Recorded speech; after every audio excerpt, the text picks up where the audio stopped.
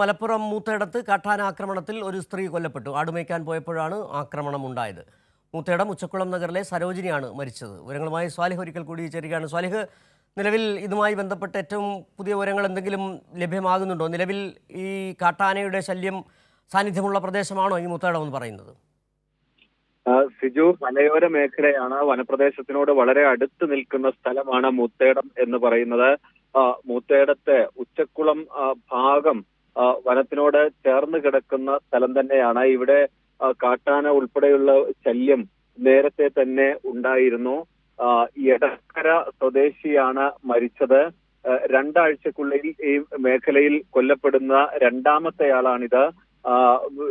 കാട്ടാനയുടെ ആക്രമണത്തിൽ പ്രതിഷേധിച്ച് ഇത്തരത്തിലുള്ള ഇത് പതിവായ സാഹചര്യത്തിൽ ഇന്ന് കോൺഗ്രസിന്റെയൊക്കെ നേതൃത്വത്തിൽ പ്രതിഷേധം ഒരു ഭാഗത്ത് നടക്കുകയാണ്. അതിനിടെയാണ് ആദിവാസി വീട്ടമ്മ ഇന്ന് കൊല്ലപ്പെട്ടിരിക്കുന്നത്, കാട്ടാനയുടെ ആക്രമണത്തിൽ മരിച്ചിരിക്കുന്നത്. ആട് മേയ്ക്കാൻ പോയതായിരുന്നു. ഏതാണ്ട് 11 മണിയോടെയാണ് ഈ സംഭവം ഉണ്ടാവുന്നത്. പകൽ നേരത്തും ജനവാസ മേഖലകളോട് ചേർന്ന് വന്യജീവികളുടെ സാന്നിധ്യം പതിവാണ് എന്നാണ് നാട്ടുകാർ ഇപ്പോൾ പറയുന്നത്. സിജോ, സ്വാലിഹ് നേരത്തെ പറഞ്ഞ പോലെ രണ്ടാഴ്ചക്കിടയിൽ കൊല്ലപ്പെടുന്ന രണ്ടാമത്തെ ആൾ, അതായത് അതിനർത്ഥം ഇവിടെ ഈ കാട്ടാനകൾ വരുന്ന സ്ഥലമാണ്. ജനങ്ങളുടെ ഒരു ബോധവൽക്കരണത്തിൻ്റെ കൂടി പ്രശ്നമുണ്ട്. ഇങ്ങനെ പകൽ സമയത്തും കാട്ടാനകൾ ഇറങ്ങുന്നു എന്നുള്ള കാര്യം വനം വകുപ്പ് നേരത്തെ തന്നെ അത്തരത്തിൽ ബോധവൽക്കരണം നടത്തിയിട്ടുമുണ്ടാകും.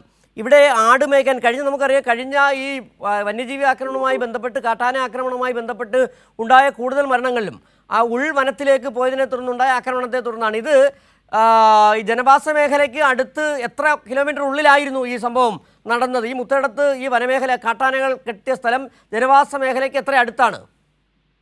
സിജു, ഈ അപകടം നടന്നത് ജനവാസ മേഖലയിൽ തന്നെയാണ്. വനത്തിനോട് ചേർന്ന് നിൽക്കുന്ന സ്ഥലമാണ്, മലയോര മേഖലയാണ്. ചെറിയൊരു ടൗൺ ഒക്കെയാണ് ഈ മുത്തേടം എന്ന് പറയുന്ന സ്ഥലം. അവിടെ നിന്ന് ഈ മലയോരത്തിനോട് അടുത്ത് കിടക്കുന്ന ഒരു ഭാഗമാണ് ഇത്.